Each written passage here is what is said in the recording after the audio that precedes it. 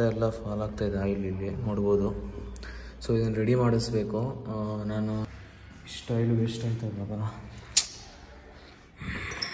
ಸರಿ ನೋಡೋಣ, ಗ್ಯಾರೇಜ್ ಹತ್ರ ತೊಗೊಂಡೋಗ್ತೀನಿ. ಏನು ಹೇಳ್ತಾರೆ ನಮ್ಮ ದಿನಿ ಅಣ್ಣ ನೋಡೋಣ.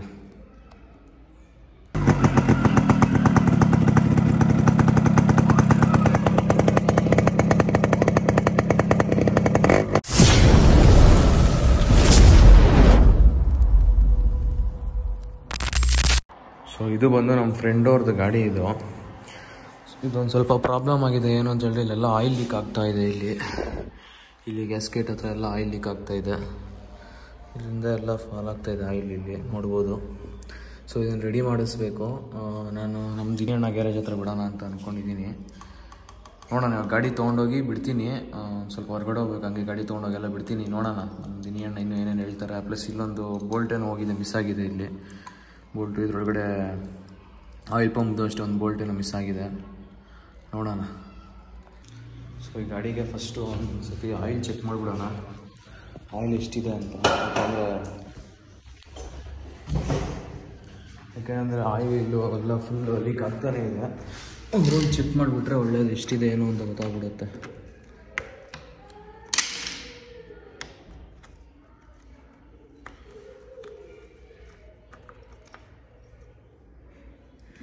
ಕಾಣಿಸ್ತಾ ಇದೆ ಇದ್ರಲ್ಲಿ ಆಯಿಲು.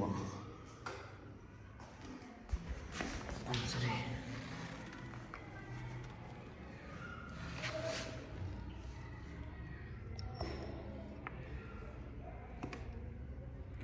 ಓಕೆ, ಆಯಿಲ್ ಇದೆ ಕಾಣಿಸ್ತಾ ಇದೆ. ಅಷ್ಟಿದ್ರೆ ಸಾಕು. ಯಾಕಂದರೆ ನೋಡಿ ಇಲ್ಲಿ ಡೌನ್ ಆಗ್ತಾ ಇದೆ. ಸೆಂಟರ್ ಸ್ಟ್ಯಾಂಡ್ ಹಾಕಿ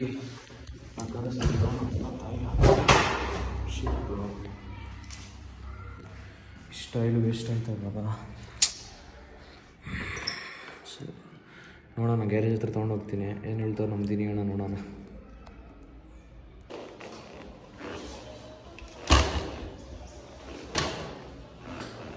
ಸೊ ಗಾಡಿ ಹೊರಗಡೆ ತಕ್ಕೊತಾ ಇದ್ದೀನಿ. ಗ್ಯಾರೇಜ್ ಹತ್ರ ಎತ್ಕೊಂಡೋಗಿ ಬಿಡ್ತೀನಿ. ಒಂದು ರೌಂಡ್ ಹೇಳ್ಬೇಕು, ಇನ್ನೂ ಏನೇನಾಗಿದೆ ಪ್ರಾಬ್ಲಮ್ ಗೊತ್ತಿಲ್ಲ. ನಮ್ಮ ದಿನಿ ಅಣ್ಣ ಅದನ್ನ ಕೇಳಬೇಕು ಒಂದ್ಸರಿ, ಪ್ರಾಬ್ಲಮ್ ಏನೇನಿದೆ ಇದರಲ್ಲಿ ಅಂತ. ಫುಲ್ ಚೆಕಪ್ ಮಾಡಿಸ್ಬೇಕು ಗಾಡಿಗೆ. ಆ್ಯಕ್ಚುಲಿ ಇದು ಬಂದು RX 100 ಇದು.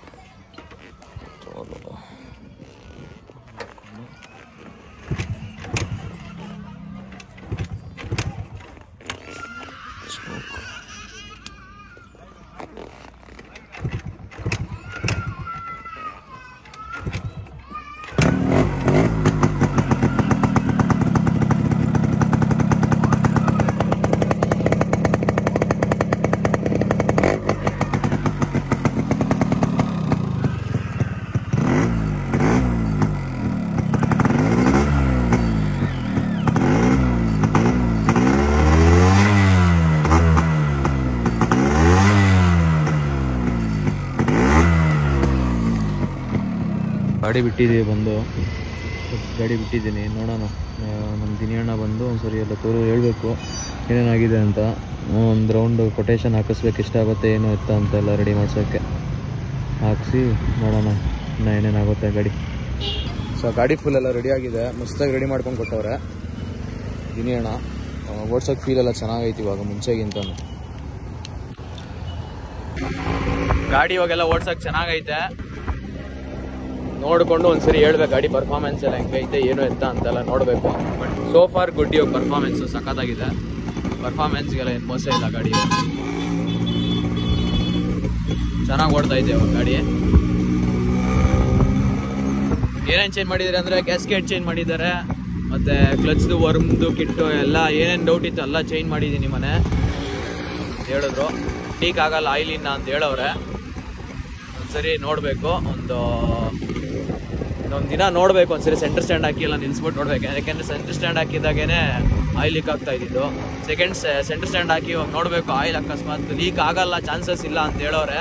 ಅಕಸ್ಮಾತ್ ಲೀಕ್ ಆದರೆ ಒಂದು ಮಾತು ಹೇಳು ನನಗೆ, ಗಾಡಿ ತೊಗೊಂಬ ರೆಡಿ ಮಾಡ್ಕೊಡ್ತೀನಿ ಅಂತ ಹೇಳೋರೆ. ನೋಡೋಣ ಅಷ್ಟೇ ಈ ಗಾಡಿದು. ನೆಕ್ಸ್ಟ್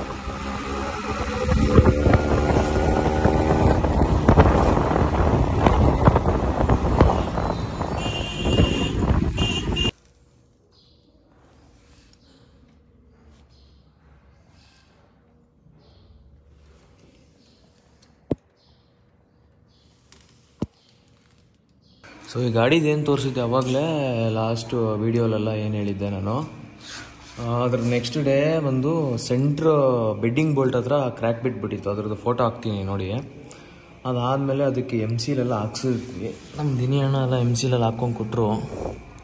ಕಾಣಿಸ್ತಾ ಇದೆ ಅನ್ಕೊತೀನಿ. ಅದೇನು ಬಿಚ್ಚಿದಿರ ಸೈಡ್ ಸೆಂಟ್ರ್ ಕೇಸೆಲ್ಲ ಏನು ಬಿಚ್ಚಿದಿರ MCಲ್ ಹಾಕಿತ್ತು. ಇವಾಗ ಮತ್ತೆ ತಿರ್ಗಾ ಆಯಿಲ್ ಲೀಕ್ ಆಗ್ತಾ ಇದೆ. ಇವಾಗ ಸೈಡ್ ಕೇಸಿಂದ ಆಯಿಲ್ ಲೀಕ್ ಆಗ್ತಾ ಇದೆ. ಒಂದು ರೌಂಡ್ ತೊಗೊಂಡೋಗಿ ಇಲ್ಲಿ ನೋಡ್ಬೋದು. ಇವಾಗ ಸೈಡ್ ಕೇಸಿಂದ ಯಾಕೋ ಆಯಿಲ್ ಲೀಕ್ ಆಗ್ತಾಯಿದೆ. ತೊಗೊಂಡೋಗಿ ಮತ್ತೆ ಒಂದು ರೌಂಡ್ ಚೆಕಪ್ ಮಾಡಿಸ್ಬೇಕು. ಇವಾಗ ನೋಡೋಣ ಏನಂತಾರೆ ನಮ್ಮ ದಿನಿ ಅಣ್ಣ.